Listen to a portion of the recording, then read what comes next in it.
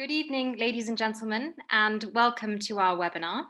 My name is Maria Montague. I'm the Deputy Director of the Ukrainian Institute London, and we are a registered charity dedicated to broadening knowledge about Ukraine in the UK and beyond through educational and cultural events.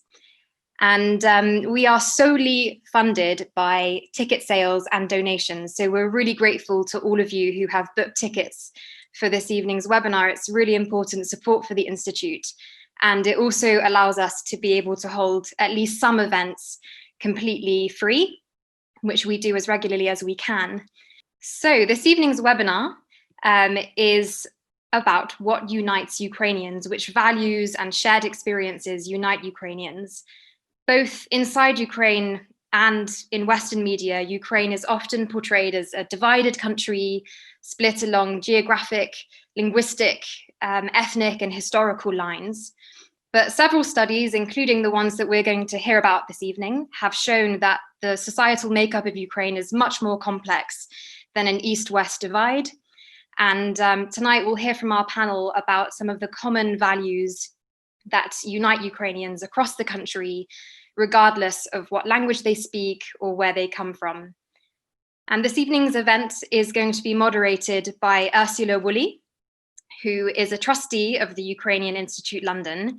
And she's also a doctoral researcher at the School of Slavonic Studies at UCL.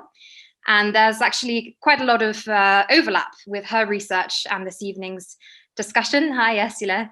Ursula's research looks at how government and non-governmental organizations, local activists, historians, and politicians worked to counteract Kremlin propaganda in public discourse about history during the Poroshenko presidency, with these groups sometimes working collaboratively, sometimes not. So Ursula, over to you.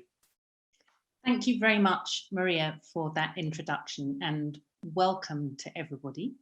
And it's a lovely evening to be holding this event, and many of you will know that today, the 14th of October, is a bank holiday in Ukraine. It's the day of the defenders of Ukraine, and the day of the Ukrainian Cossack, and the day, according to the Church, of the Mother of God as protector of the Cossacks. So there's been a lot of people out and about on the streets, and it's been fantastic weather, and that's a really nice frame to me for this discussion.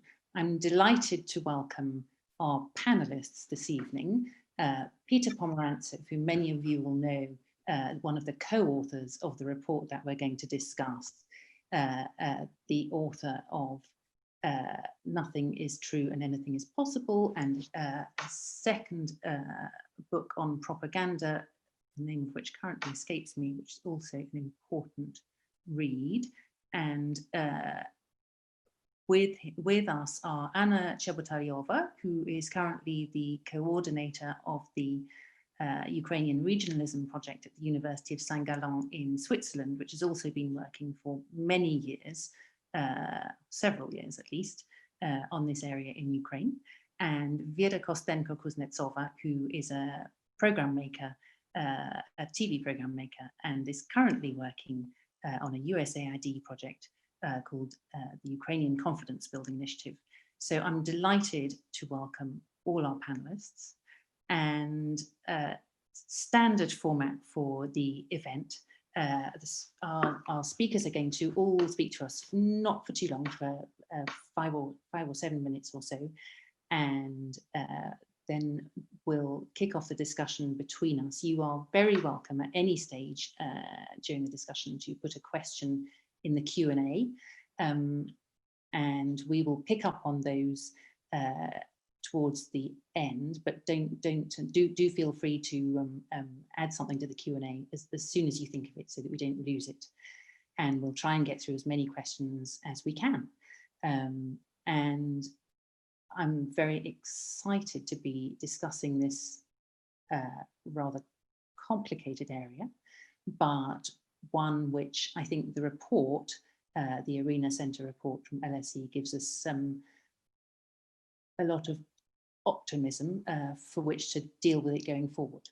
So with that, I would like to pass over to Peter, please, to introduce the report and tell us why we have grounds for hope, and a little bit about the findings of the report and the methodology that means that we can believe in it. We can talk a bit more about that later. So thank you very much, Peter. Over to you. Ursula, thank you very much. Also wishing everybody a very warm day of the sort of defender of Ukraine, and thoughts with everybody at the front right now. As Ursula mentioned, I, together with Anne Applebaum, the historian, who's also done quite a lot of work on Ukraine, we run a research initiative that is sort of in between being at the London School of Economics and Johns Hopkins University. I think we're in both at the moment, rather curiously. And it's called ARENA. And in that name is kind of the essence of our aim. What we want to, the aim is to understand how can we achieve a democratic public discourse in an age of fracture, division, media informational pluralism that has tipped into polarization. And we've done projects in Italy, in Hungary, and other places, and very importantly in Ukraine.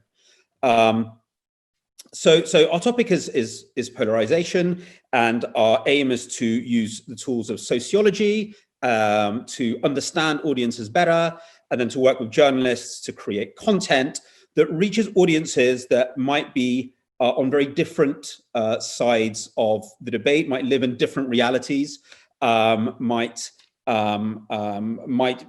involved in very vicious identity and culture wars, which is a problem that doesn't just inflict sort of developing democracies. I mean, I think America is a place where we urgently need to work, looking at the polarization there. So very briefly, I'm going to summarize 2 years of work in 3.5 minutes. We always start with a whole bunch of sociology, focus groups, polling, segmentation, trying to understand audiences better. And we always want to know, like, underneath the the famous conflicts within propaganda and political discourse, do people actually have something else in common that we're missing? The topic that we chose in Ukraine for this project was history, not because we wish to impose a right or wrong version of history on Ukraine, but because it's a subject that's used very viciously, very aggressively by Russian propaganda to divide the country. Anyone at this event will know how it was used in the invasion of Ukraine, spreading stories that the government was fascist and evoking these propaganda nightmares from World War II. So, to make a long story very short, we basically found that we defined several segments, and we focused on two which we thought were very important. They're people on different sides of the memory wars in Ukraine. So one group more in the center and the west, in big cities like Lviv and Kiev, could be, for example, quite pro Bandera, pro the decommunization process, pro the renaming of the Second World War to the Second World War.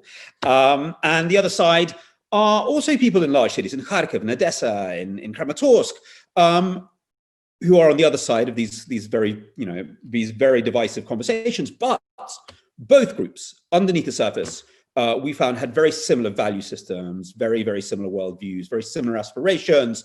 In any other country, they would be one kind of liberal democratic bloc, using liberal democratic in its broader sense. So we made a bunch of films with Hromadska, our partners. We made 16 films, and sort of testing how would you approach historical topics. And I'll just give you the results. What brings these audiences together? What are the moments where we could start building a common conversation? Common traumas, especially the traumas of the late Soviet period, which aren't very much articulated in popular culture.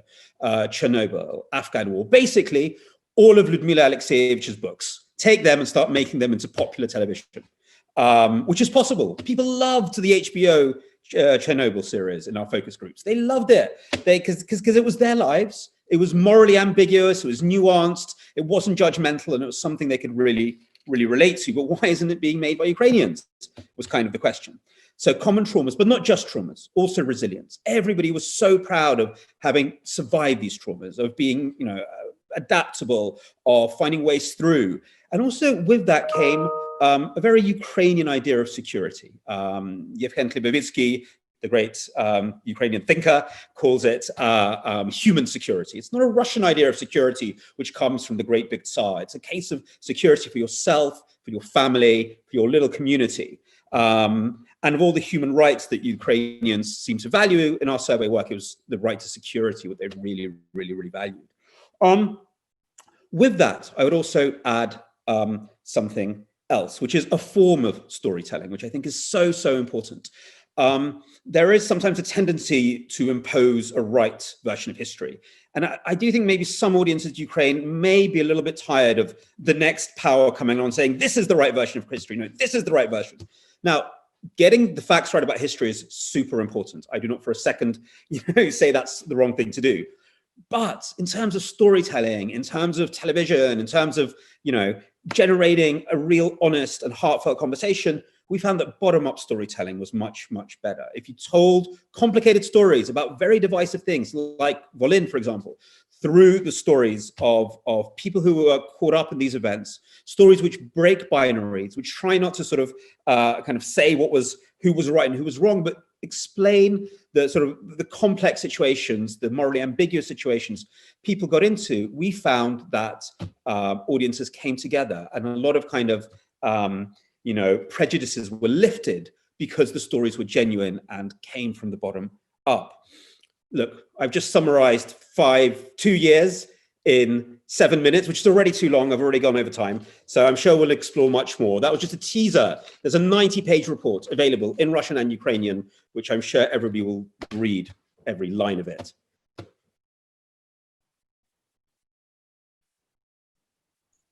That was a wonderful introduction. Thank you very much.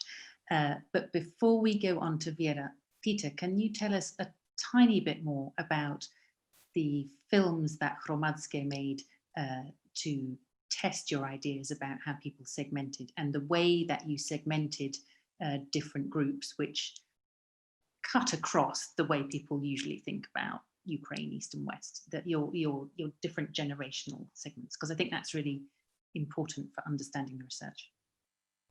Sure. I mean, here we get into the sociology much deeper. So we start off with polling. We ask questions around, firstly around, around things that we know are going to divide people, like the figure of Bandera. We know from other polling that that's going to divide. But then we ask a lot of questions about your worldview, about your aspirations for Ukraine, a lot of stuff from sociology about liberal authoritarian sort of psychological scales and stuff like that. And basically we had a segmentation of 4 parts of the population. Look, a segmentation, we could do 3,000 from our polling. It really is about what you need for the project. If you're doing an election, you might want to go very granular to target one granny in one village. That's not our aim. We want to create mass media. You need something workable. And so, look, you guys already raised this, I think, tired cliche, but because it's a cliche, it has some sort of resonance of East versus West. And there was some, there was some repeat of those patterns when it came to these memory war questions. So you had people in the West, Center and West. Again, what is the West? I mean, it's sort of like this line that bulges past Dnipropetrovsk, really. So it's talking about geographical terms. These are cultural terms, really, aren't they? But Center and the West, who are on side of the debate, pro-Orange Revolution, et cetera, et cetera, et cetera. And you had sort of another block, which is sort of the East and South, which is more disinclined towards those subjects of recent history and the Second World War. But what we found is you could divide Ukraine into East and West and then try to analyze that more. But what we found is that when it came to values, aspirations, visions for Ukraine's future, respect to minorities, you could actually look at Ukraine like a typical European country where people in the urban areas are very, very, very similar in their more or less liberal worldview, and then people in the countryside more or less similar in their deeply conservative, sometimes moving towards slightly authoritarian worldview. So people in the provinces of the South and East and people in the provinces of the West, even though they hate each other or are thought to hate each other, I would say, on some kind of issues that we hear so much about, actually they're very, very similar. While the people that we looked at were the people in the cities, who are important to us because they're the change makers. They're slightly younger, they're still in work, they're usually high educated. Actually, they have very similar worldviews. And look, it makes sense if you go to Kharkiv and go to Lviv, if you actually talk to people about their lives and how they do their businesses and what they want for the future, they're incredibly similar, So that's what we found. So you could almost make sense of Ukraine like you would, the same dynamic we see everywhere else with kind of liberal cities and conservative countryside. Oh, do you want the testing methodology? So we make the films, we show them to the two different segments, we ask them a bunch of questions, and we see where they come together. We're most interested in questions around trust, because there's very low trust in media in Ukraine. So we had lots of questions about trust. Do you trust this content? When we showed films about Chernobyl or the Afghan war, there was high trust. When we showed films about Bandera, it was very low trust, simplified things. And we want them to trust the material equally, and we want them to watch it as well. So we want people to not just trust the material, because I suppose you could trust a computer manual or something. We do want engagement as well. So we're looking at to what extent do both groups trust the material, and to what extent do they both watch it. Those are kind of the metrics. Thank you very much. That's a fantastic introduction, and went on a bit. An excellent job of making a complicated methodology sound fun, even. I'm going to turn now to Vira Kostenko-Kuznetsova, and if you would, Vira, tell us a bit about your experience of this kind of program making, which is beginning to explore much more complicated issues in Ukraine, and in a more bottom-up way, a little bit the way Peter has described the recommendations of the report suggest. So some of this is happening already, and I think in a way that's really exciting artistically and socially. So a bit about that, please.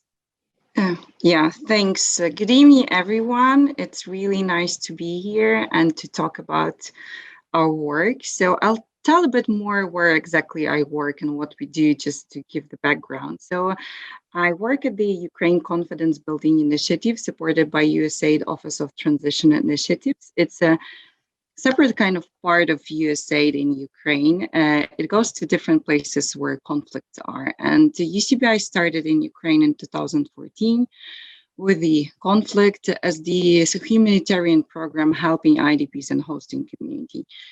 But as the conflict is changing, the strategy and the approach in the country was also changing. And it was clear that this conflict is all around media and is very influenced by media. That is why, starting from 2017, we started to work more in this kind of field.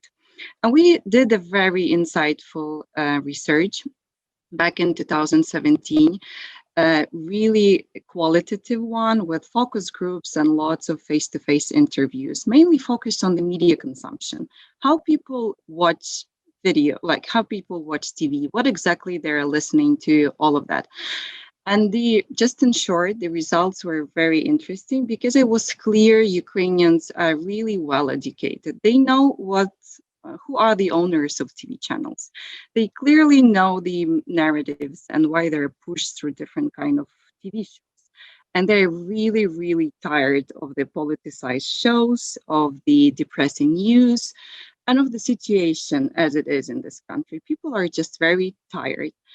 But they were really willing to see more about the changes in this country. They were really willing to see and understand what is going on in the country.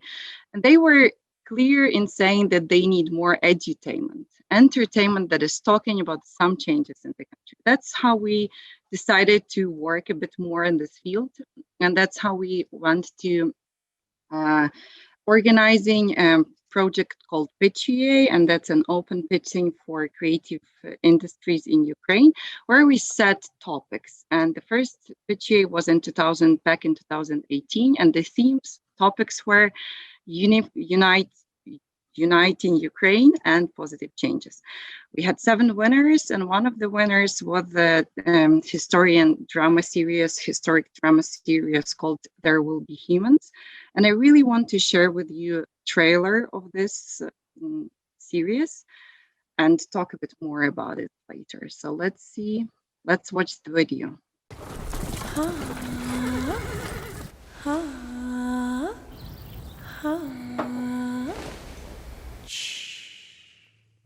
Давно це було. Любив я її колись. Щоб ти... Одного разу ми надумали з нею утікати.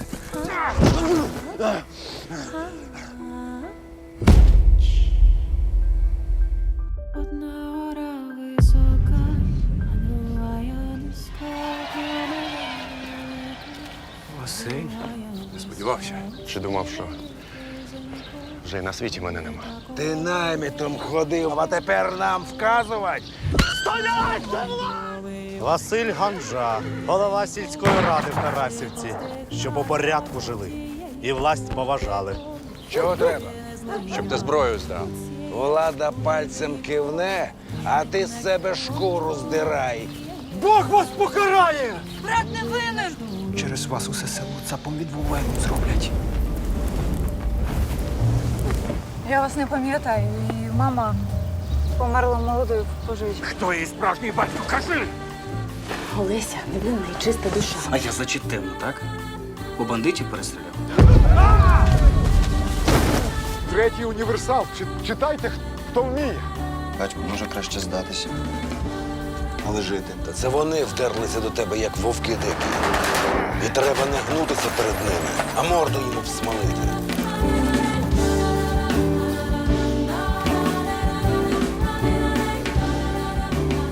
Аж не віриться, що це ти.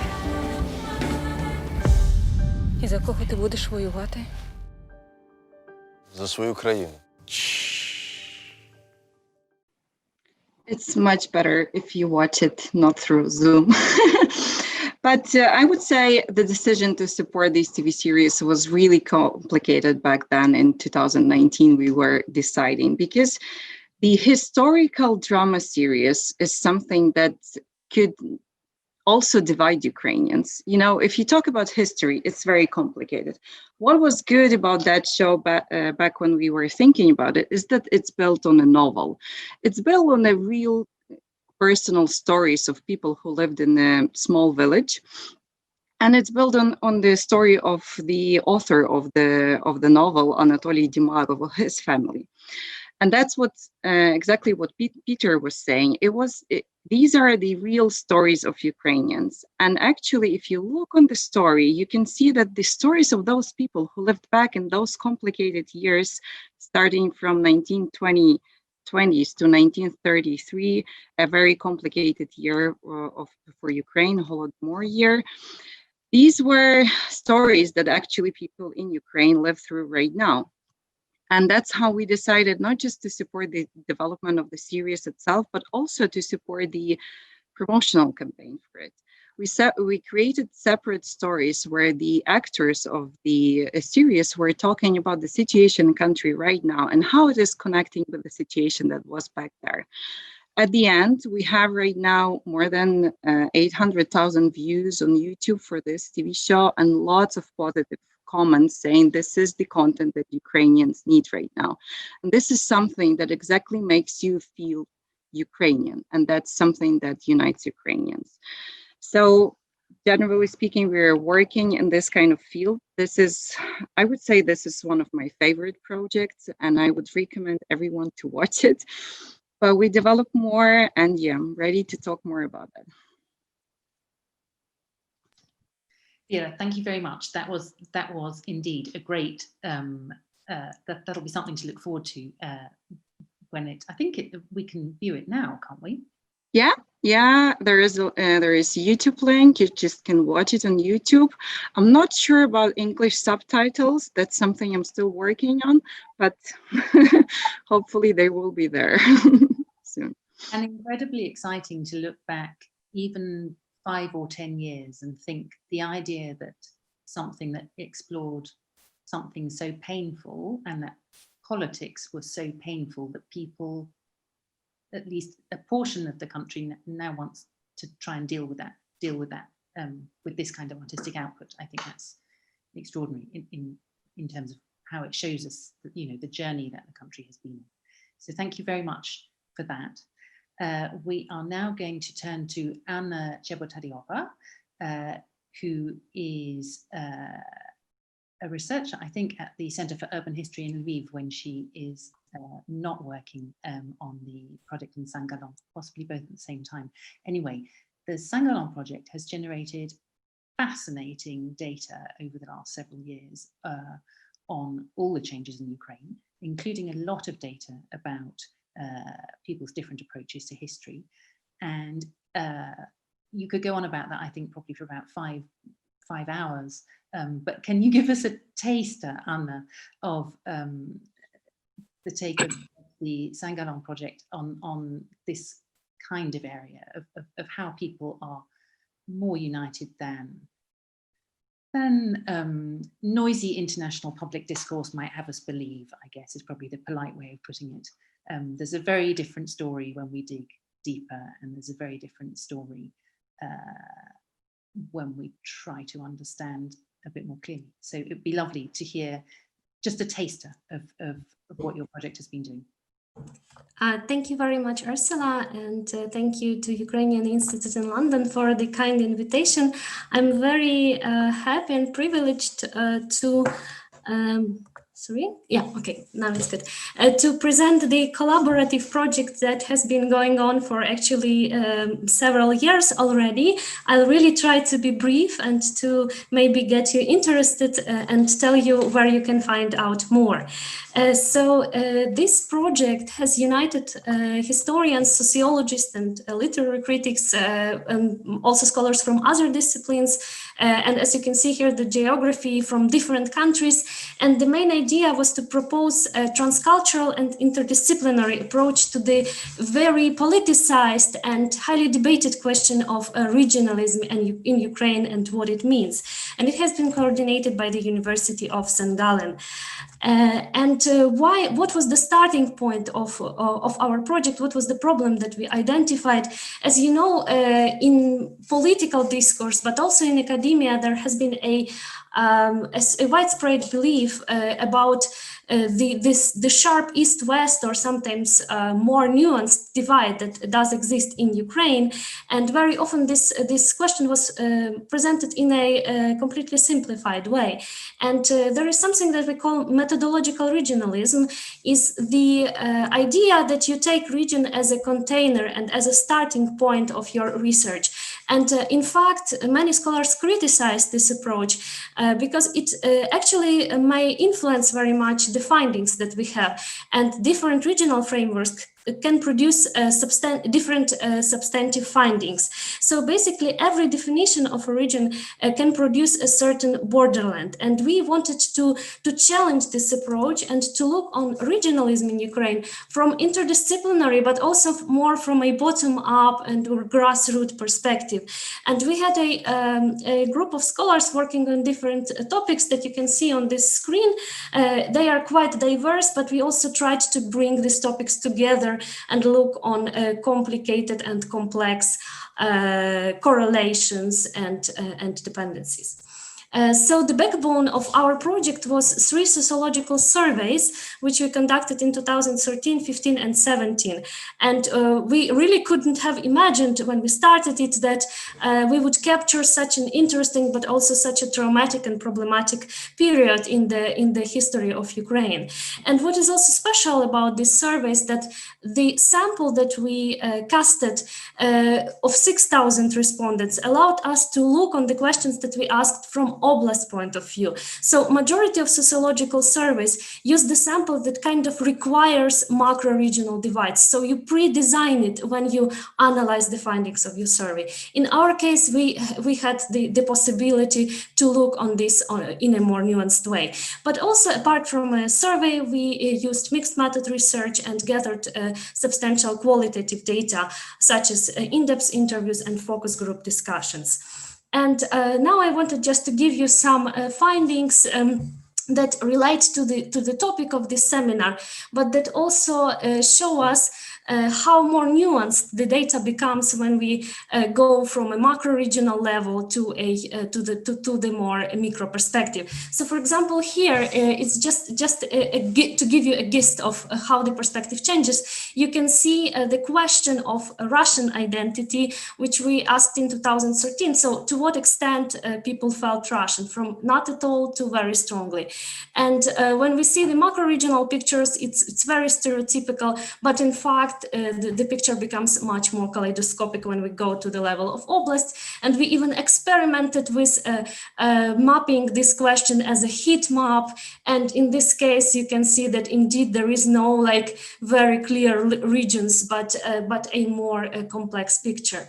And just to give you another view, this is the visualization of the saturation and strengths of Ukrainian identity. And as you can see, it seems to be, it appears to be quite strong in all the regions. Which brings me to my first point. And so if we look on the findings of 2013 survey, we can see that Ukrainian, but also, and particularly civic Ukrainian identity has been very strong in all the oblasts, in all the regions. And we can also speak about very strong local and regional identities. And civic index was higher than ethnic, again, in all the regions. So nowadays, very often when we talk about the conflict in Donbass or the situation in Crimea, the annexation of Crimea, we tend to see separatism as one of the preconditions of what happened. But actually, our survey shows that this was not the case, and we didn't observe any significant separatistic tendencies in this region. There were, of course, differences in respect to the views of history or the views of relations with Russia or many other questions that we are very familiar with. But what we can say that this civic identity that we talk about so much today, it actually was quite strong and present in Ukraine before the conflict. And another interesting finding was that the place attachment was also something that united Ukrainian a lot. So in all the regions, people felt very much attached to the locality where they live in. And I think this can be used as one of the explanations why the reform of decentralization that is happening in Ukraine now has been so important and one of the most successful in the recent years. Another question actually that shows the divisions and the differences that are being lost and blurred is growing Euro-optimism. So if we look on 2013 survey, we can see that people who supported Ukraine joining EU were mostly mostly be found in Western and Central Ukraine, whereas after 2014, we see this attitude to spread to other regions mostly. And on the other hand, the support of joining union with Russia decreased significantly. So basically, nowadays, the main choice for Ukrainians seems to be between Euro integration and neutrality, staying behind any geopolitical blocks, rather than between Euro integration and any kind of unions in Russia with Russia. On the other hand, as we know, the question of joining NATO remains quite divisive. Another finding is, of course, we've discovered a very complex picture when it comes to language practices and also to historical memories. And one of the interesting findings is that while the idea that Ukrainian should be the only state language is very strongly supported, we also see a growingly positive attitude to popular bilingualism. So in fact, people see the situation that people speak both languages in many regions as rather positive, and they don't really have a problem with it on an everyday level. And also, Ukrainian was named as the native language by majority of respondents. But when we look on the use of both languages in various spheres, it takes different and very interesting constellations and combinations. So we can say that this question, as well as the question of historical memories, really needs de-escalation and probably depolitization. And as a Ukrainian society seems to be much more pluralistic and complex than we are used in political and propaganda discourses. And last but not least, when it comes to religion, a very interesting finding by our colleague Catherine Wanner was the category of ambient faith. So the fact that for a lot of respondents, the identity of just Orthodox or religious non-affiliated person was the most important and the one they could relate to. And this was also something we found in our interviews. So basically this category of ambient faiths, it goes beyond the traditional divisions, and it helps us to understand the role of religion and the role of different cultural and religious identities in Ukrainian society in a more complex way.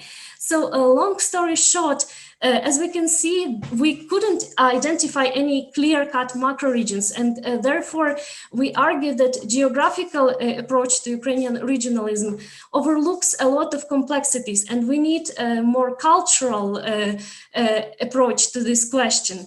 And what makes Ukrainian's case so special is the fact that situational and contextual regionalism appears more prominent here than any predefined and clear-cut regions themselves. And you can read more, of course, in the collective volume that has been published last year by CEU Press, but also on online platform that we've developed. It's currently undergoing some renovations, but you can find a lot of information there. And also the project that you might have been familiar with is Contemporary Atlas of Ukraine by Harvard University, which also largely uses the data of our survey. So I really invite you to explore more, and I'll be very happy to answer the questions that you may have. Thank you very much. Anna, thank you again for another fantastic summary. Everybody doing an amazing job of condensing huge amounts of information down to almost nothing. But as you say, I hope it will encourage people to go and look at the reports and the films and the data online. Before we turn away, and I don't know how much you personally were focused on this area of the research, I know that there were some really interesting findings in the Regionalism Without Regions research on approaches to history. Are there any highlights, any headlines that in your view, particularly support the ARENA report, or indeed say something slightly different from it? Okay, so yeah, I will try to summarize it very briefly, but yes, I think that there are a lot of overlaps with ARENA report as well. So we also found that this victimhood narrative has been quite supported and quite popular. And for example, we see that there is a growing consensus about the idea that Holodomor was a genocide and that it should be recognized and the victims of Holodomor should be recognized on state level and beyond. But also we've discovered like 4 main clusters of historical legacies that are present in various regions, and these are imperial history, Soviet history, victimhood history, and of course contemporary Ukrainian history. And there is a very interesting relation between these 4 clusters, but what we can say that there isn't like a Ukrainian history leaning west and Soviet history leaning east, that actually these clusters are quite spread across different regions in Ukraine. When it comes to the figures that divide and unite Ukrainian society, of course, like obviously Bandera remains this divisive figure, but on the other hand, we have a whole list of people and heroes who are uniting.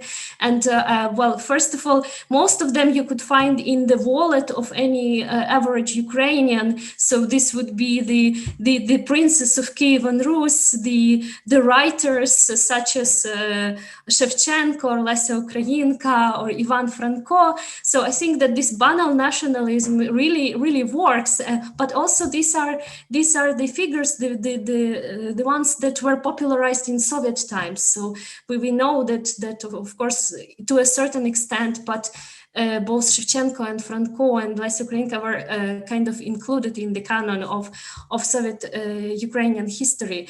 And the attitudes to desovietization are quite complex, and we managed to do our survey in 2015, like 1 month before the decommunization legislation was adopted. And what we found out that actually the biggest support to this idea was in Galicia, so the region that were decommunized by then already to a large extent, whereas this still remains a more complex issue in other regions of Ukraine. So I think that also, like Arena report stated, the Soviet heritage and the Soviet period, I think should be addressed in a more complex way. Also, just because for most of people it's part of their biographical experience. You know, that they lived there and they have their own emotional attachment to what was happening then. And this is probably something that we need to talk about, also through media, of course. This is like very messy probably, but I hope that you will read the history chapter in our book, which explore these complexities in a broader way. Thank you. That was really helpful. I think that was really helpful because it complements very importantly the work of the Arena report. Yes. In fact, it's lovely to hear from all of you. It kind of exemplifies the associative work that has been going on for the past several years. So a lot of people working in the same direction. A few questions from me before we throw things open to everybody else here, and questions are starting to come into the Q&A.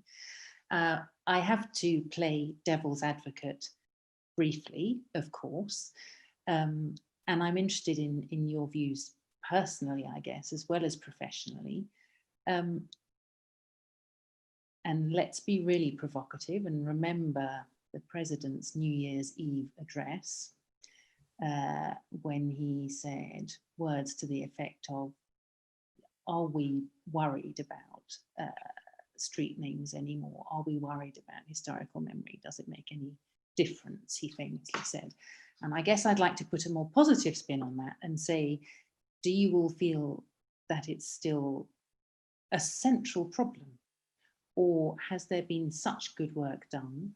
Or indeed, are there pressures from elsewhere that mean actually other issues are more important now? Is language more important? Is expression of faith more important?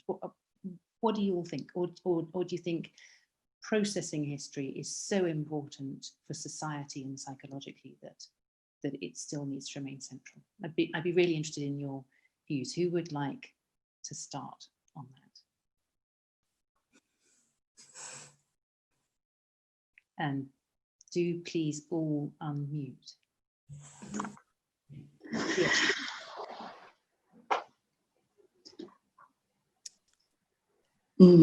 I will start, maybe, if no one is starting. You know, we are talking all the time in our project about unity and diversity.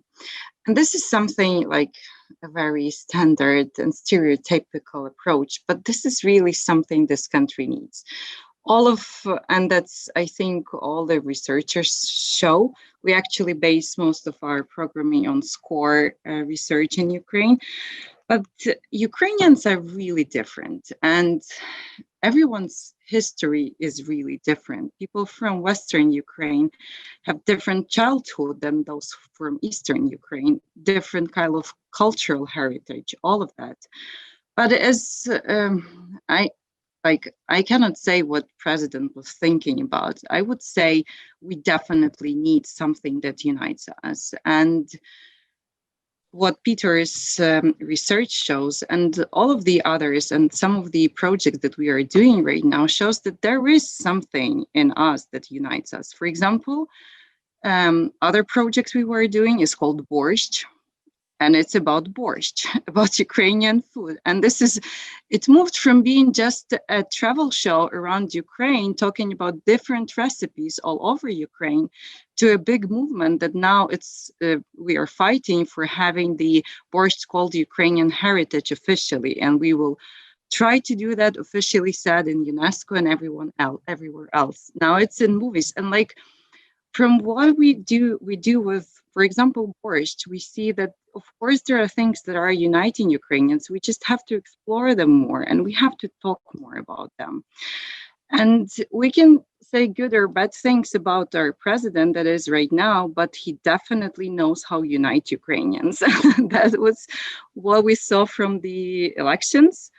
Like, I'm not sure the elections would be the same right now after his first year and a half, but he definitely knows how to talk to people. And the thing is, we are in the process of transformation, and we need to find those things that unite us right now, such as borscht, such as history, and all of the different other kinds.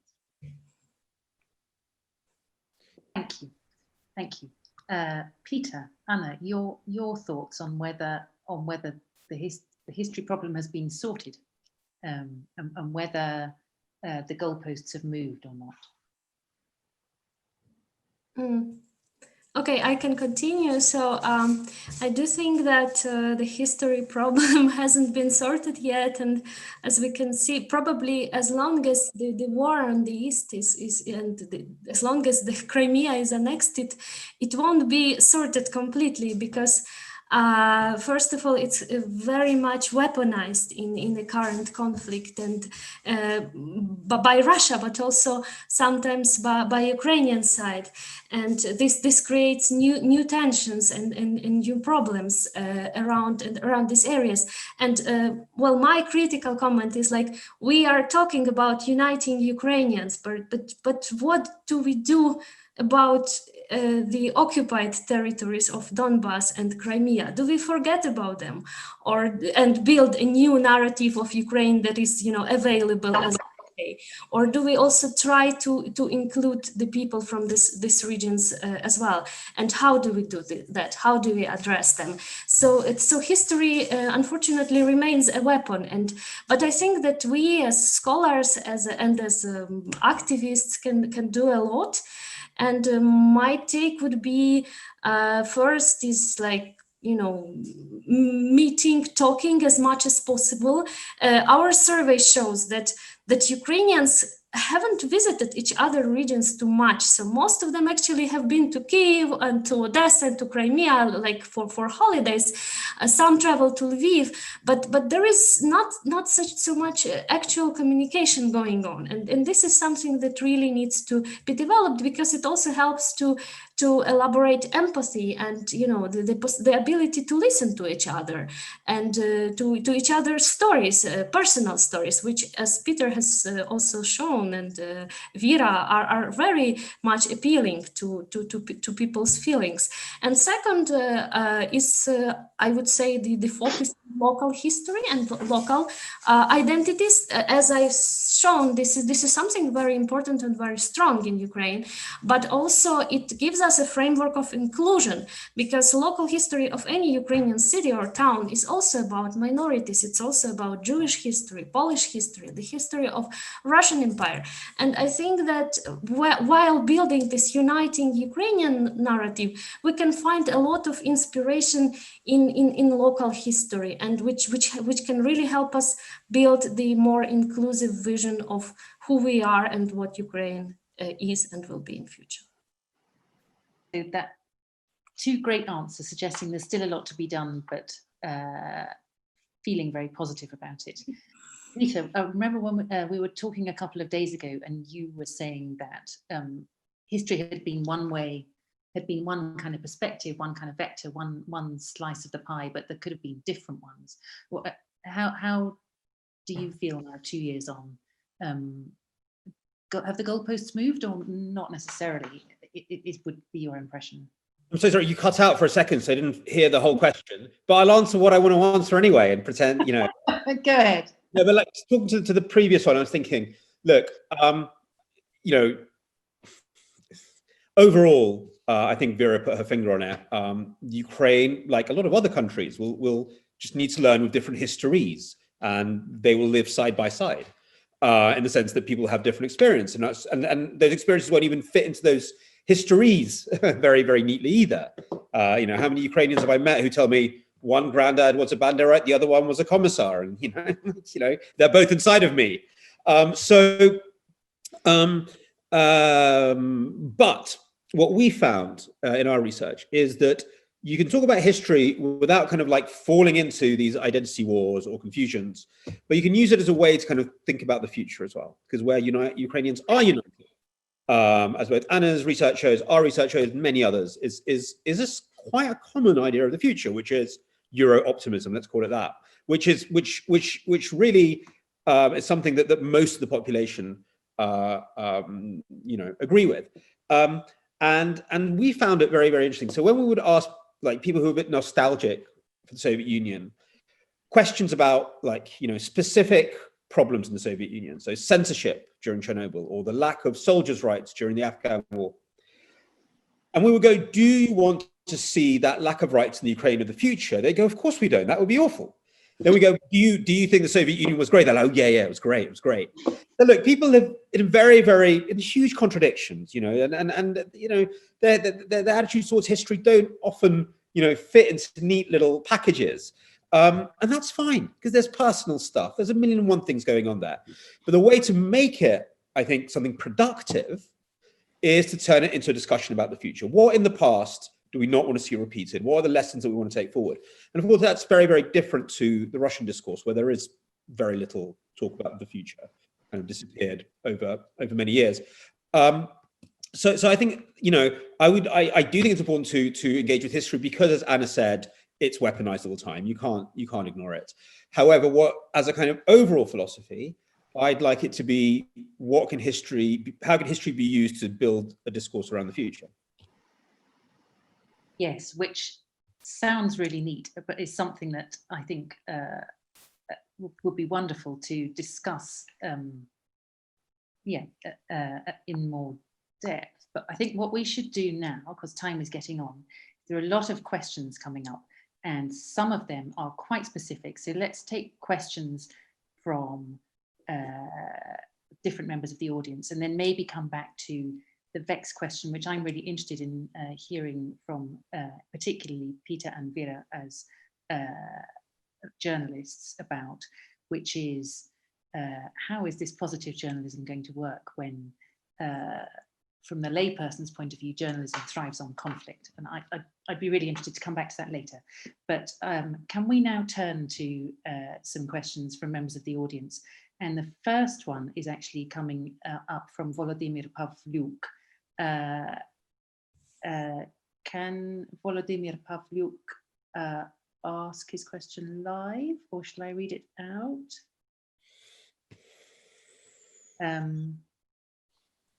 Let me.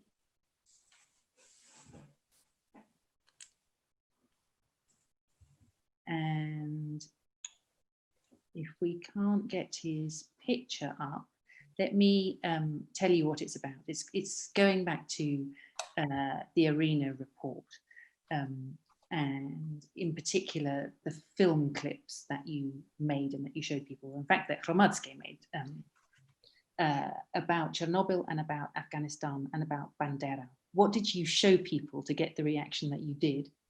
And a second question, which I think is also really interesting, what did you mean in the report when you talked about trust and low trust, which is, I think very central to people's psychological experience here and incredibly hard to pin down.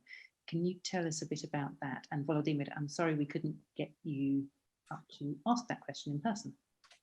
So trust to media are kind of is regular polling that gets done in Ukraine. So we know a lot about trust to media. We asked in our original poll, we asked sort of various people, the different segments, what's their overall trust to different types of media. But then when we showed them films and asked them whether they trusted them, we broke it down into 8 categories, which was something that the London School of Economics Media and Comms Department gave us.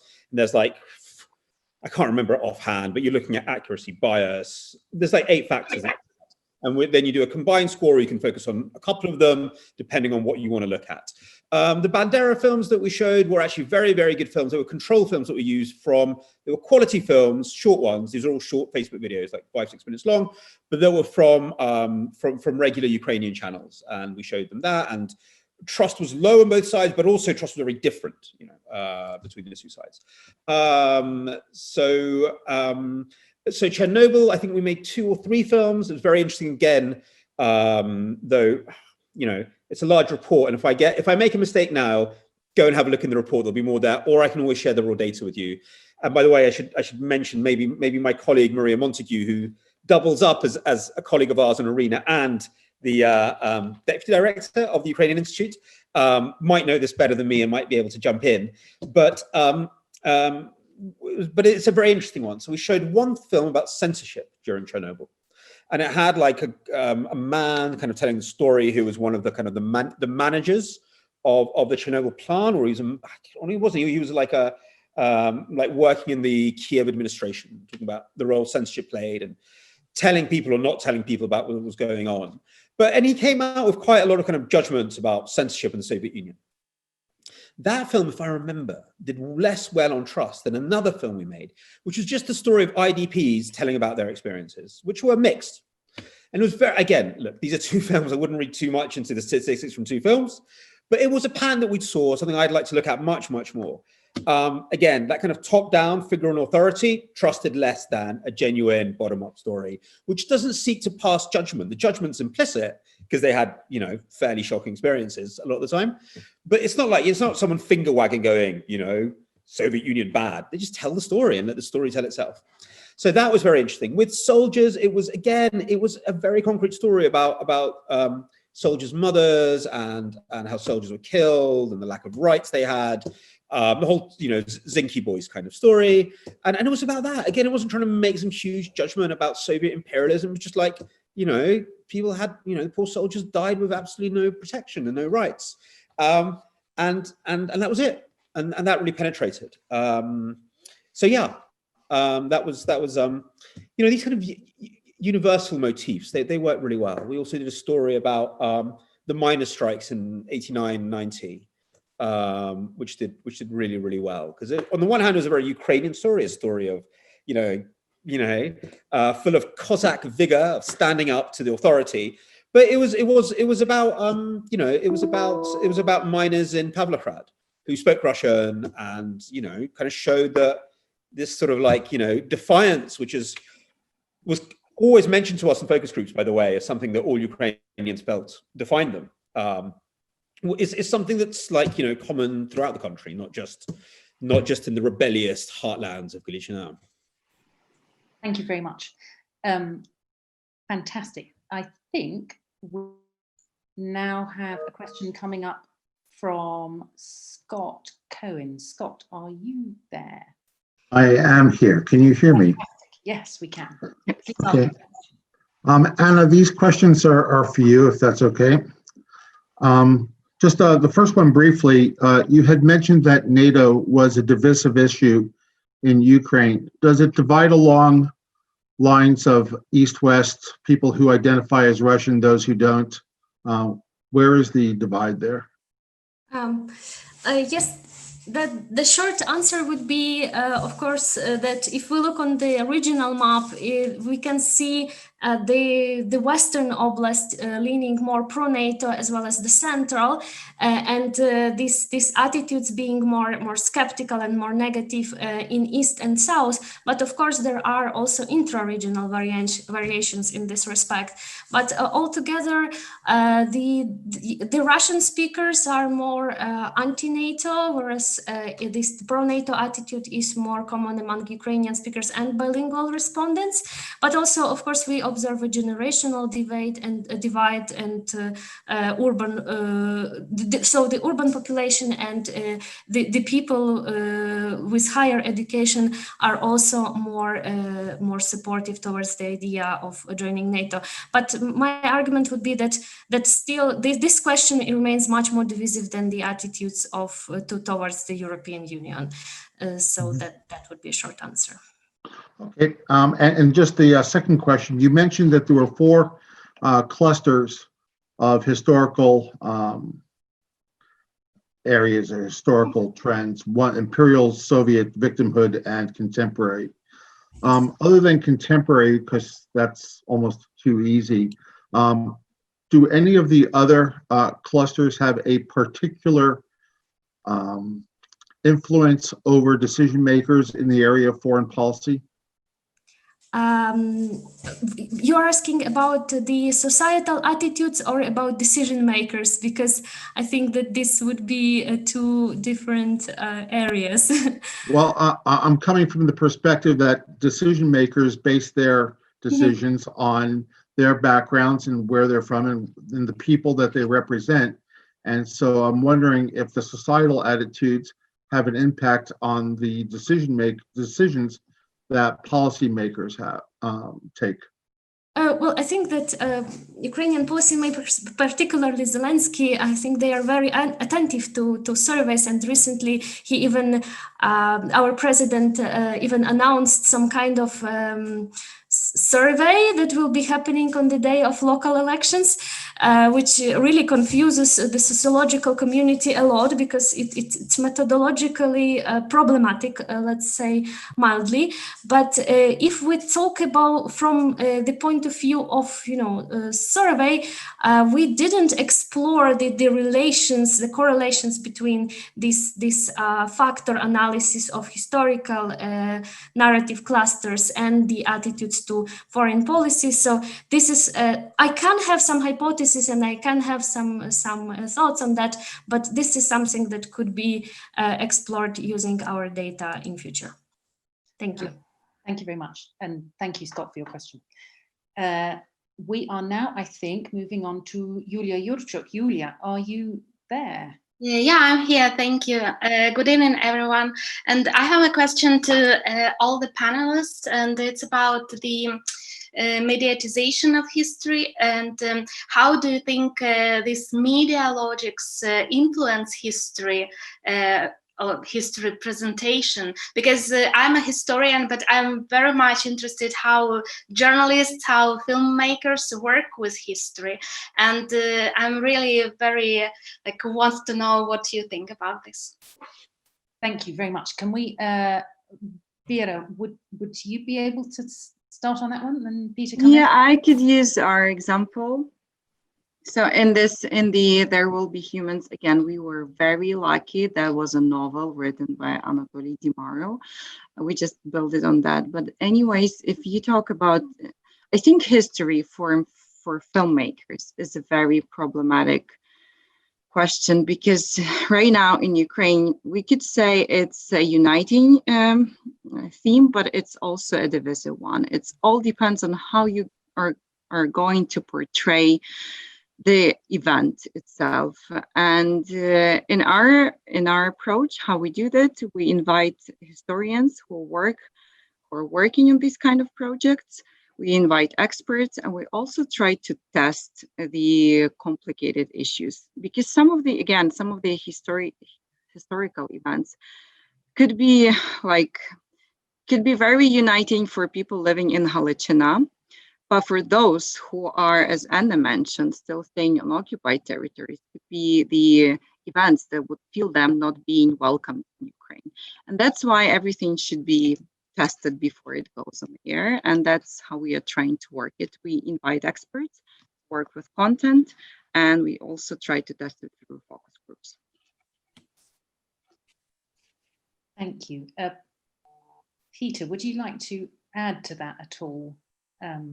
Look, it's it's very interesting in focus groups. So I think that relationship between media and people's understanding of history is very interesting in focus groups. That clearly a lot of work had been done with the Holodomor theme in the classic kind of model, the way I understand the sort of people like Alexandra, the idea of cultural trauma. So the idea you take all these experiences, they need to be narrativized. People need to understand who was responsible, who was the victim, that kind of, bringing things into a mass public discourse as a way of overcoming cultural trauma.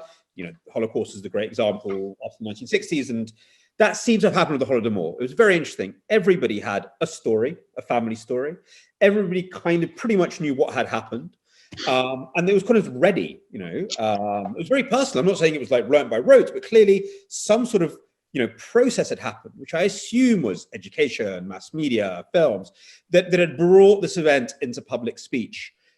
You start talking about the 1990s, people have no language for it. Their voices slipped into the passive tense. The grammar changed. People were shy, very, very shy at first, and opened up because they were ashamed, and people went through very difficult experiences. So, and also the Soviet period, the late Soviet period, but also, did you discuss in your family things about, the KGB, et cetera, et cetera, et cetera? And like slowly these things would come out. Slowly the disenchantment with Soviet ideology that people experienced as a child, actually everyone started talking about that. But it was clear that it was new, and that hadn't been brought into public speech. So that's a process that I think has to go through for the late Soviet period and for the 1990s especially. That was the one where people were suddenly kind of almost shaking in the room and really struggling to find a language. So in that sense, I am, as somebody who's spent his life connected to mass media, I think we can do wonderful things. I think we can bring all these difficult, unarticulated things into public speech through lots of tools, films, documentaries, talk shows. That's the good thing we can do. We can then also do a lot of bad things, but I think they're so obvious that I'm almost not going to go there. Yes, let's not go there for the moment. Thank you very much for that. I think now we're going to have a slight shift of focus, culture from a different angle. A question from John Grogan. John, are you there? Yes, yes, John, I'm here. Please do unmute and ask your question. Yes, so my question is about sport and whether that is a uniting factor at all in Ukraine, particularly the national football team, which does have its ups and downs like all football teams, but is that a uniting factor? And also the amazing story of Shakhtar Donetsk, who were unable to play at their home ground for obvious reasons, have played in Lviv, I think, in Kharkiv, and now in Kiev. Is sport a potentially uniting factor amongst some Ukrainians anyway? Vira, Anna, now I haven't seen a football game in Ukraine since 1992. I don't know if you've done more recently, but if you'd like to comment on the kind of social aspects of whether it's a uniting thing or actually it splits regions more. I don't have data on that, but I would say definitely yes. And if you look back on what is uniting Ukraine, it's not just football. It's also Sergei Bubka, for example, in the 90s, I think, when he started to win Olympic Games. This is something everyone is talking about. And this is like, if we were testing some of the famous Ukrainians whom Ukrainians can relate to. And for example, Sergei Bubka was the one that everyone said in one of the research that this is the person that is definitely Ukrainian and they're definitely proud of, no matter they're from Western Ukraine or Eastern Ukraine. So sports for sure. But this is going to be like big celebrations, of the victories, like huge victories, unfortunately. I don't know. I cannot compare it to other countries. Again, I don't know statistics, but I kind of feel we need more of these. But it's just me being Ukrainian. Thank you. Thank you. Thank you. Anna, would you like to add to that? Yeah, I wanted to add briefly to that. Yes, I think this is a very much sport has uniting potential, and just the pictures from Donbass Arena when Ukrainian team was playing there come to mind, and how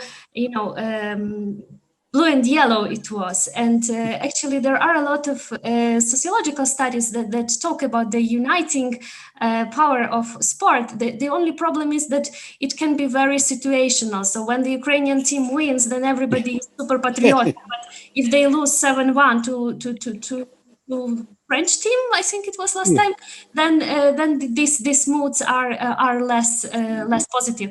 However, from our study, what I remember, we also had an open question, so without any pre-given list of answers, on the most positive events in the history of Ukraine, and Euro 2012 was remembered as one of those most positive memories. Also because it's something so celebrative and so big right before the conflict started and right before all these traumatic events started to unfold. But this is definitely remembered as a point of coming together.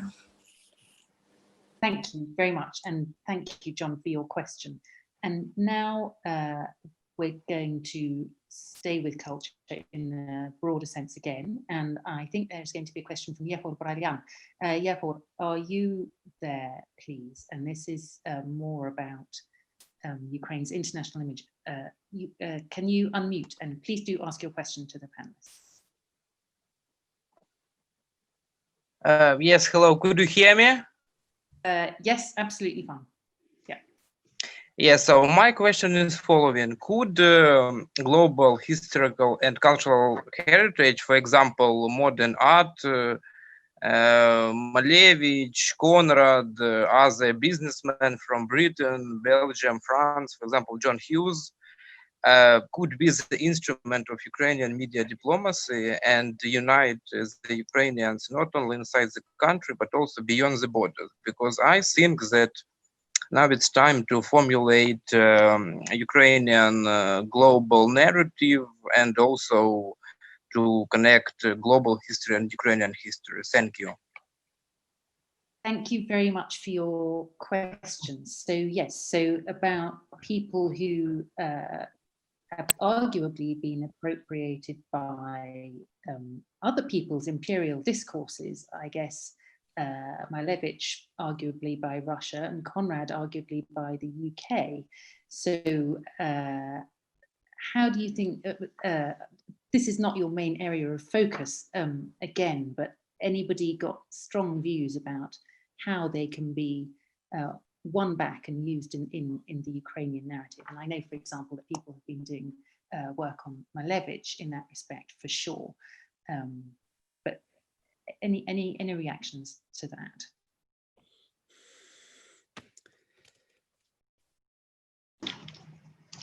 I'll do that again. So right now, UCDI is also working with the Office of President, and we are trying to help Office of President. And I'm not sure it's going to be the complete answer to this question, but just the example that we do have right now. We're trying to help to relaunch the brand called Ukraine Now. I'm not sure, but maybe people have heard about it. It was developed under with the Groisman being Prime Minister of Ukraine and Kostenko being President. This is a really good branding that was actually developed with the help of British embassy in Ukraine by Ukrainian creatives. And now the problem is this brand is lacking content. So we are trying to help there is a unity of Office of President, Ministry of Foreign Affairs, and the Ministry of Culture in developing this brand. And what we have tried to reach out to people who visited Ukraine, like international celebrities, actually. Like we were not doing that, but the Office of President, that was their idea, and they were reaching out to the different celebrities. And they are now posting videos on this Instagram page and Facebook page about the kind of Ukraine and how great it is and how great Ukrainians are. And from the reaction of people, I would say this is something that is uniting Ukrainians. If someone from abroad being somehow connected with Ukraine thought that this is a great country, of course, this is something that people feel good about. And this is also makes the discourse internationally being a bit changed, because there are like real people who visited this country talking that it is not just war, it is not just but failures with COVID and everything else. There are some good people that live in this country, and you can travel around it. There's lots of good things that are happening. So I would say this is a good approach. just need to work more on that. Thank you very much. Yes, there's enough television you could be making for a lifetime, which I guess I hope we will see. Now we're going to go to a more complex area. Thank you, Yehor, for that positive question. The question of the Donbass and the Ukrainian identity of the Donbass that we know is there, but that is fraught with difficulties because of information war, because of the war with Russia. And in fact, that's something that the Ukrainian Institute in London is going to be exploring in the autumn with a series of programs, I think, of the autumn and winter. But Yuri Bender is going to ask this question about the Donbass. Yuri, are you there at the moment? I am here, Yuri, indeed. We got you? Can you hear me? Fantastic. Hi, good evening. Good evening Yes, to you all. please ask your question. Thank you. Thank you firstly to all our panelists for a fantastic debate tonight. It's been very inspiring. I'd like to talk about the fluidity of Ukrainian identity. And I was doing some research into this recently. And that's why I was particularly interested in John Grogan's question about sport, because I was talking to a group of guys from Luhansk who live nominally in the LNR, and they have some loyalty to the LNR, but they went to Crimea on holiday, and the Ukrainian football team was on TV. There was a match going on, so they said, "Great, let's watch Ukraine on TV." The ethnic Russians in Crimea turned off the television. They turned it back on again, and they ended up having a huge fight in this hotel. And eventually, the lady who owned the hotel tried to stop them fighting, and she broke her arm. The ambulance was called. Everybody ends up trying to hug each other, and these guys from Luhansk were saying like, "Oh, we're one people," and then they said to me, "But we're not really one people. Even though we're loyal to the LNR, we still have that Ukrainian identity. We still want Ukraine to win in the football matches. And that fluidity of the identity." There was one commentator said recently, a lot of Ukrainians, particularly in East Ukraine, feel Soviet in the morning, Russian in the afternoon, post-Soviet in the early evening, Ukrainian by midnight. And we see a lot of these things. So I'm seeing it's been so fluid since independence. Are you confident that a more Ukrainian identity can return to Donbass, being united perhaps by the common industrial Ukrainian industrial heritage, and perhaps the unifying histories of the Zaporizhian Cossacks, who are so important in that whole region, and figures like Nestor Makhno, the famous anarchist revolutionary? Thank you very much, Yuri. I think there are some media programs just that are focused on this issue specifically, aren't there? Anna, Vira, Peter, is there anybody who'd like to respond to this point about how to tap into the Ukrainian identity of the Donbass despite the information war?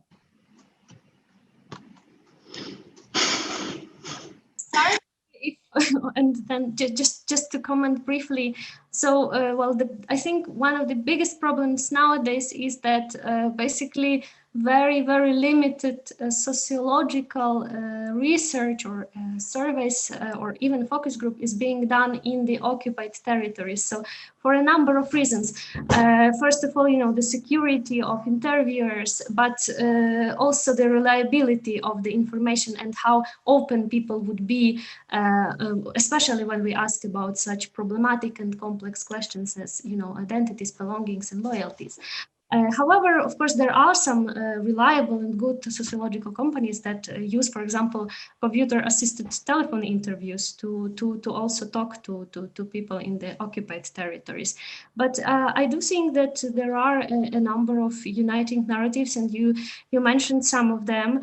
But also, we need to remember that one of the constant and not very fluid identities in Donbass is the regional identity. It's indeed one of the strongest regions in this case, and I think maybe like talking about the inclusion of Donbass history in Ukrainian history, and as you mentioned, industrialization, but also like socio-economic aspects of Ukrainian history and what role Donbass played in it is extremely important. But of course, this is like a bigger question that we as a society have to work with for future. Anna, thank you. I think that was a really valuable take on it. We're running shorter and shorter of time, so I'm actually going to turn to the next question now, which I think should be from Maria Kolokolova. Maria. That's me. You there? Fantastic. Hi. Yes, hello. I'm Maria Kolokolova. I'm a sociologist from Ukraine, basically from Kharkiv, but nowadays I'm in London. I started my master's degree at London School of Economics. So my question is to Anna and to all others about the data, particularly about data of Ukrainian regionalism research. So can we use this data to predict how these identities, perceptions, and so on will change in time if you have already these 3 waves of research? Can you see some trends that will continue, maybe they will grow? Well, I think that the identity is an extremely complex issue to predict, and it's also always very situational. So we are also aware of the fact that each of our surveys is basically a photo of a society at a certain point of its history, and it's always very important to take into consideration, what is going on in a political life. So I would be very cautious towards, making any predictions. This is probably something, as you know, that people expect from sociologists, but it's not such an easy task. Well, I think that at least 2 trends that both our report and the ARENA survey show is the strengthening of civic identity and the growing, openness to inclusion of Ukraine into European project. So that would be something that I would just highlight from our findings. Thank you. Anna, thank you. Vira, Peter, would either of you like to comment more speculatively, more grounded in personal experience and less in evidence, or should we move on? Is it something that you feel strongly about, Vira or Peter? I was going to answer the last question. You're very welcome to answer the last question as well. Look, we work with sociologists. I mean, if only we had. I just don't have enough sort of, data from the past to see the strong trends, but I think we dipped into some data, and I think Shevchenko is constantly liked. It's very interesting to see. I think the other factor that the change in the identities is the propaganda. So apart from Bandera, there's these sub-Bandera cutouts that are now used in Russian propaganda, which are also quite divisive. And I wonder if we're going to see tussles over, the figure of Mazepa and stuff like that. So I wonder if that's been fluctuating and how that will fluctuate as well. But the Donbass question. So we haven't done any sociology yet in the occupied territories that I really want to. But from my kind of journalistic travels around the Ator and around these places that, were inside the DNR than weren't, and they kind of live in this weird state for a long time. I was told several times by people in different stages of sobriety and on different sides of the political debate that they felt very offended by the stereotype of the Homo Sovieticus. They didn't use those words, obviously. They didn't know those words, but the idea that they're passive, they did not like that. And I kept on hearing, you don't understand, we brought down the Soviet Union. It was miners striking. You know more about revolution than anyone else. We're the ones who fight for our rights. And in that sense, they were quite sympathetic to Maidan. They were like, well, some of them just were, but others, even others who are kind of like, Maidan skeptics, like, no, we agree that it's right to fight against corruption for your rights. And we do that. They were deeply offended by the stereotype, by the language of vatniki, by the language that they have a Soviet mentality and stuff like that. I think that's something to discuss and to build on. I mean, that is anecdotal. The people talking to me, they were already of a certain type, probably, quite open-minded and quite outgoing. But that was something that struck me very hard when I was there. Thank you. I think that's really fascinating. Anecdotal. That sounds social anthropology in any case. Yes, exactly. Social anthropology. Yeah. Vira, would you like to add to that from your personal experience? About East, I would say it's much more complicated, to be true, and their identity, it has so many layers, and I would say sincerely, I think Ukraine lost some of the people right now, because it's already 6 years, almost 6 years. They live in a different environment, and unfortunately Ukraine was not able to reach out to them as good as we could. That's what I think personally. And of course, I'm not sure going there and talking about our common history would be something that will change their mind right now. I think they really need to see that Ukraine is welcoming them and that Ukraine is ready to have them back. And this is not going to happen through the historical content. This has to happen through some real concrete steps of Ukrainian state that gives them some of the bonuses or something like that, that helps them to see that life in Ukraine is better than life in Eleanor and in Russia. And that's a really complicated path that Ukraine still has to go through. Media could only support Ukrainian state in talking about the fact that these regions and these people who stay there are welcomed. That just has to start with the state, actually. And indeed, with conversations between individuals and families and so on, it's a huge task, but I think we all hope not impossible. Can we go to our last question, running quite short of time, but I would love to give a chance, going wider again, to Olena Tkach to ask her question. Olena. Hi. Well, I grew up in America, so my question has to do with the diaspora in USA and Canada.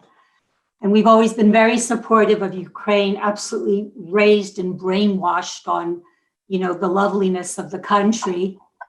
And it's also, however, a community that's divided by its own complex immigrant history. Before World War II, after World War II, what we call the Novopribuli, which are the people arriving now, the political immigrants, the people who come over that we call, for economic reasons. Do Ukrainians in Ukraine want to hear and understand us? Yes. Thank you very much. Now, who can deal with that enormous subject, which does have huge political implications for Ukraine, I think? Who can deal with not to mention the elections that are, coming up. With that in 30 seconds, anyone? Anna, Peter, is there anything from your research or your interviews that would help you to deal with that, or do we just have to leave that? Do we have to leave that and say we need an entire new series of events discussing the relationship between Ukraine and the diaspora after the last 30 years since independence, after the last 100 years, depending on when we start looking at the early waves of immigration? Olena, I think. Oh, Peter can do it. You saw my hand. Thank you so much. Peter, go ahead. Just literally, we were doing look again. This is a micro example. We were doing focus groups over the weekend. That's how I spend my weekends. I do focus groups with Ukrainians, and it's a great way to spend the weekend. But we were asking about kind of because there's a lot of propaganda against the reforms at the moment, against the sort of against sort of like evil organizations from the West. They're not really helping us with their loans and their technical supports, like Vira's work, for example. Actually, they're out to get us. And we asked like people, what do you feel about this propaganda? And people were like, well, no, there's a big diaspora in the West, and they're trying to help us. So weirdly, I think it sort of gives people a connection to the West that's very personal, a kind of a sense of trust, and maybe some resistance to these really, really nasty narratives coming from Russia and other places. So I saw it in a really beneficial light. And yeah, they were like, what do you mean? Why would people in Canada or America harm us? They're like, that's our relatives. That was among people low education people, who might well be sort of vulnerable to a lot of these narratives. So I think it's very strong. I think it means a lot, actually. It means a hell of a lot. So keep up the good work. Yeah. Can I add just from a personal story? My brother lives in the US right now. And from what I see and from all, like he mentioned the research, and I don't remember the research and numbers, but I think 1/3 of the income going in Ukraine goes from diaspora, because diaspora is not just people who moved like 30 years ago or 60 years ago. It's also all the parents and grandparents who live in Italy, in Poland, and all over Europe who are helping us on a daily basis. So we also felt really good when diaspora helped us in 2004, in 2014, and is continued to helping us on a daily basis. So I would say Ukrainians feel really good about their diaspora, and it's kind of feeling that there is someone who could help us and who's supporting us. And that's a great feeling. Maybe that's a more personal vision, but I kind of feel it's like Ukrainians should be feeling about diaspora right now. Thank you, Vira. And thank you, Olena, for the question. And I think a huge amount to explore, but it's a lovely note to end on, that in fact, despite all the disagreements, very intense agreements sometimes in the diaspora, that it's hugely recognized and valued on a daily basis by lots of people individually in Ukraine. Thank you all so much for your contributions.